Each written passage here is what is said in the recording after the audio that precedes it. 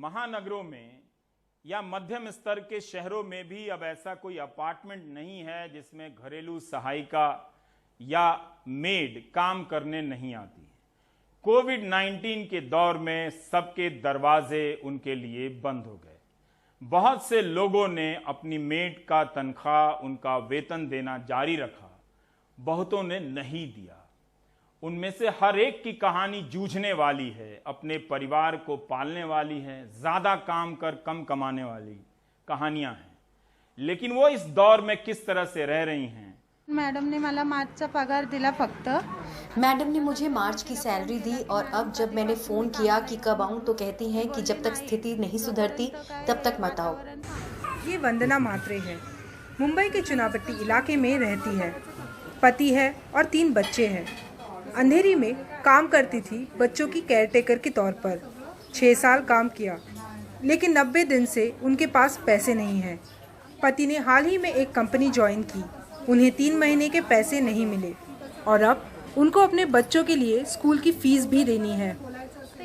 Madam ने कहा कि अभी वो मदद नहीं कर सकती। दुनिया में जो कुछ हो रहा है उसे तुमको भी झेलना होगा, हमें भी अपने पैसे चुकाने हैं। समाज के जिस हिस्से की बात नहीं हो रही है वो घरेलू काम वाले हैं। अब अनलॉक का दौर जारी है, लेकिन घरेलू कामकाज करने वालों को ज़्यादातर सोसाइटियों में दाखिल नहीं होने दिया जा रहा है। सरकार का नोटिफिकेशन ना उन पर पाबंदी लगाता है ना उनको जोड़ता है।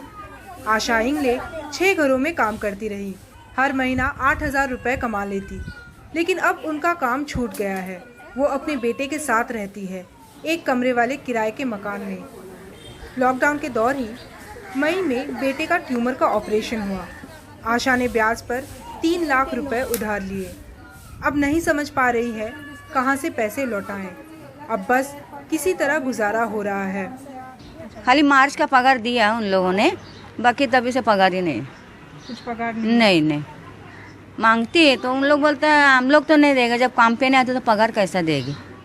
सरकार ने कहा था कि लोग अपने कामगारों को पैसे दें, लेकिन असलियत में बहुत कम लोगों ने ये काम किया है। नतीजा ये है कि बहुत सी कामवालियाँ अपना किराया तक नहीं दे पा रही हैं और कई के लिए गुजारा मुश्किल है।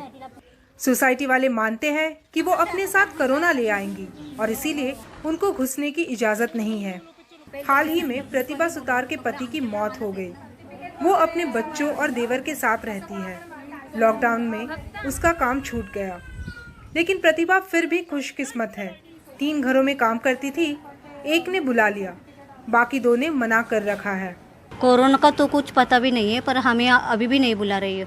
वो बोलते कोरोना के बाद आना, कोरोना का जब ख़त्म हो जाएगा ना तब बाद आना, तुम तब तक नहीं आने का, और पेमेंट भी नहीं दे रहे वो। एक अनुमान के मुताबिक देश में 40 लाख घरेलू कामकाज करने वाले लोग हैं। उनके पास न नौकरी की गारंटी है न सामाजिक सुरक्षा। ये बस मिडिल क्लास और अपर मिडिल क्लास पर निर्भर है। आपके और मेरी तरह ही इन कर्मचारियों पर भी कोरोना का उतना ही असर पड़ा है और कोरोना के खिलाफ की लड़ाई में हम सबको एक साथ मिलकर इसे लड़ना है। सो उम्मीद करते हैं कि आगे जाके इन घरेलू कर्मचारियों की परिस्थिति भी सुधर जाएगी। मुंबई से प्रवीण जी रोहित के साथ पूर्वा चिटनिस, NDTV।